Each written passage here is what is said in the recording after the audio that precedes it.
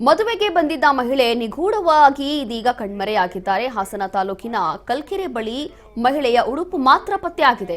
ಹಾಗಾದ್ರೆ ಎಲ್ಲೋದ್ರು ಏನಾಯ್ತು ಅಂತ ಹೇಳಿ ಗೊತ್ತಿಲ್ಲ. ಮಹಿಳೆಯ ಒಳ ಉಡುಪು, ಚಪ್ಪಲಿ ಹಾಗೂ ವ್ಯಾನಿಟಿ ಬ್ಯಾಗ್ ಇದೀಗ ಪತ್ತೆಯಾಗಿದೆಯಂತೆ. ತುಮಕೂರು ಜಿಲ್ಲೆ ಕುಣಿಗಲ್ ನಿವಾಸಿ ಪ್ರಿಯಾಂಕ್ 29 ವರ್ಷ ಮದುವೆಗೆ ಅಂತ ಬಂದಿದ್ದವರು ಮಾಯ ಆಗೋಗಿದ್ದಾರೆ. ಚಿಕ್ಕಮಗಳೂರು ಮದುವೆಗೆ ಬಂದಿದ್ದಂತಹ ಮಹಿಳೆ ಪ್ರಿಯಾಂಕಾ ಮೈ ಮೇಲೆ ಸುಮಾರು 30 ಲಕ್ಷ ಮೌಲ್ಯದ ಒಡವೆಯನ್ನ ಧರಿಸಿದಂತ ಮಹಿಳೆ. ಆದರೆ ಒಡವೆ ಸಮೇತ ನಾಪತ್ತೆ ಆಗಿದ್ದಾರೆ ಈ ಮಹಿಳೆ. ಹಾಸನದ ಬೇಲೂರು ಬಸ್ ನಿಲ್ದಾಣದಿಂದ ನಿಗೂಢವಾಗಿ ಕಣ್ಮರೆಯಾಗಿದ್ದಾರೆ. ಫೆಬ್ರವರಿ 12ರ ಸಂಜೆ 7 ಗಂಟೆ ಸುಮಾರಿಗೆ ಮನೆಯವರಿಗೆ ಫೋನ್ ಕಾಲ್ ಮಾಡಿದ್ದಾರೆ. ಆದರೆ ಬಸ್ ಹತ್ತಿದ ಬಳಿಕ ಪ್ರಿಯಾಂಕಾ ಮೊಬೈಲ್ ಸ್ವಿಚ್ ಆಫ್ ಆಗಿದೆ. ಈ ಮಾಹಿತಿಯನ್ನ ಆಧರಿಸಿ ಪೊಲೀಸರಿಗೆ ದೂರನ್ನ ಕೊಟ್ಟಿರುವಂತದ್ದು ಕುಟುಂಬ ಸದಸ್ಯರು. ಒಡವೆ ಆಸೆಗಾಗಿ ಅತ್ಯಾಚಾರ ಮಾಡಿ ಬಹುಶಃ ಕೊಲೆ ಮಾಡಿದ್ದಾರೆ ಅನ್ನೋ ಆರೋಪ ಅಥವಾ ಅನುಮಾನ ಇದೀಗ ಹುಟ್ಟುತ್ತಾ ಇದೆ. ಹಾಸನ ಗ್ರಾಮಾಂತರ ಪೊಲೀಸ್ ಠಾಣೆ ವ್ಯಾಪ್ತಿಯಲ್ಲಿ ನಡೆದಿರುವಂತಹ ಘಟನೆ ಇದು. ಸುಮಾರು 30 ಲಕ್ಷ ಒಡವೆ ಹಾಕೊಂಡು ಹೋಗಿದ್ರಂತೆ ಆ ಮದುವೆಗೆ. ಎಲ್ಲವೂ ಮುಗಿಸಿ ವಾಪಸ್ ಮನೆಗೆ ಹೋಗುವಂತ ಸಂದರ್ಭದಲ್ಲಿ ಫ್ಯಾಮಿಲಿ ಅವರಿಗೆ ಕಾಲ್ ಮಾಡಿ ಹೇಳಿದ್ದಾರೆ ಮನೆಗೆ ಬರ್ತಾ ಇದ್ದೀನಿ ಅಂತ ಹೇಳಿ. ಅದಾದ ನಂತರ ಫೋನ್ ಸ್ವಿಚ್ ಆಫ್ ಆಗಿದೆ.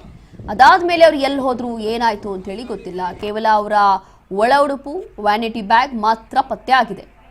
ಆದರೆ ಮಹಿಳೆ ಎಲ್ಲಿ ಹೋದ್ರು ಏನಾಯ್ತು ಅಂತ ಗೊತ್ತಿಲ್ಲ.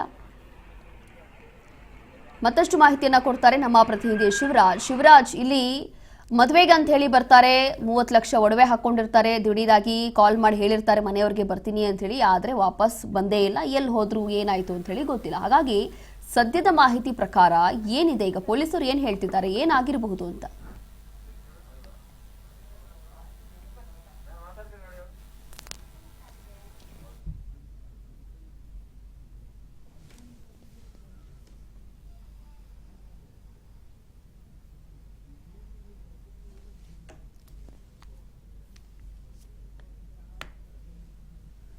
ಮದುವೆಗೆ ಅಂತ ಹೇಳಿ ಬಂದಿರುವಂತಹ ಮಹಿಳೆ ಇದೀಗ ನಿಗೂಢವಾಗಿ ಕಣ್ಮರೆಯಾಗಿದ್ದಾರೆ. ಹಾಗಾಗಿ ಆಲ್ಮೋಸ್ಟ್ ಇಲ್ಲಿ ಬಹಳಷ್ಟು ಅನುಮಾನ ಬರ್ತಾ ಇರುವಂತದ್ದು ಬಹುಶಃ ಒಡವೆ ಆಸೆಗಾಗಿ ಅತ್ಯಾಚಾರ ಮಾಡಿ ಕೊಲೆ ಮಾಡಿದ್ದಾರೆ ಅನ್ನುವಂತ ಅನುಮಾನ ಇದೀಗ ಹುಟ್ಟುತ್ತಾ ಇದೆ.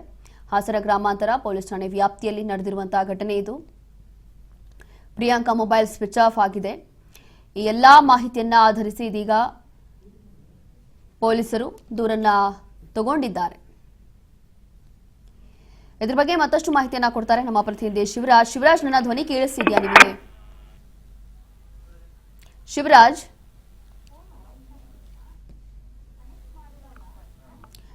ನನ್ನ ಧ್ವನಿ ಕೇಳಿಸ್ತಿದ್ಯಾ?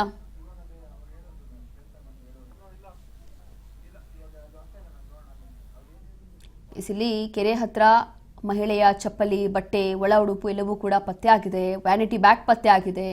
ಆದ್ರೆ ಒಡವೆ ಏನು ಪತ್ತೆ ಆಗಿಲ್ಲ ಅಥವಾ ಇವರು ಕೂಡ ಪತ್ತೆ ಆಗಿಲ್ಲ. ಹಾಗಾಗಿ ಸದ್ಯಕ್ಕೆ ಪೊಲೀಸರು ತನಿಖೆ ನಡೆಸುತ್ತಿದ್ದಾರೆ.